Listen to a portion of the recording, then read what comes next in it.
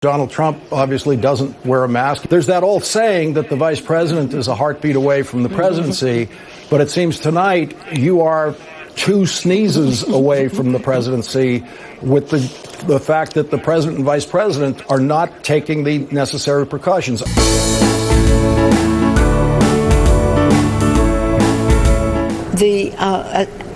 He's our president, and I would rather he not be taking something that has not been approved by the scientists, especially in his age group and in his, shall we say, weight group, what is morbidly obese, they say.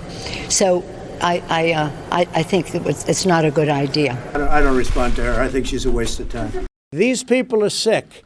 Pelosi is a sick woman. She's got a lot of problems, a lot of mental problems. We're dealing with people that have to get their act together for the good of the country. I didn't say anything about the president. I gave him a dose of his own medicine. He's called women one thing or another over time. And I was only quoting what doctors had said about him. So I was being factual and a very sympathetic way. You can ask, many doctors are in favor of it. Many frontline workers won't go there unless they have the hydroxy.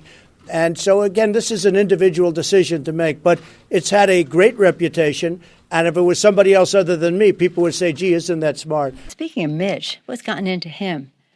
Well, it's an indication. The president is asking people to inject Lysol into their lungs. And Mitch is saying that states should go bankrupt. It's a clear, visible, within 24 hours, of how the Republicans reject science and reject governance. God bless America. Thank you very much.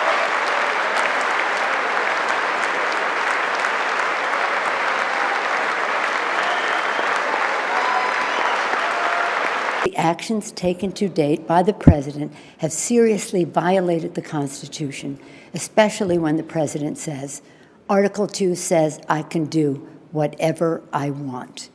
I'm announcing the House of Representatives moving forward with an official impeachment inquiry. He will not be acquitted. You cannot be acquitted if you don't have a trial, and you don't have a trial if you don't have witnesses and documentation and that. I would hope that the senators, if it comes to a tie or if there's a question of hearing testimony or receiving documents, would leave it up to the Chief Justice of the Supreme Court. Much of what we heard from President Trump throughout this senseless shutdown has been full of misinformation and even malice. The president has chosen fear. Today, I am proud to endorse Joe Biden for President of the United States because he will be an extraordinary president. He knows how to get the job done.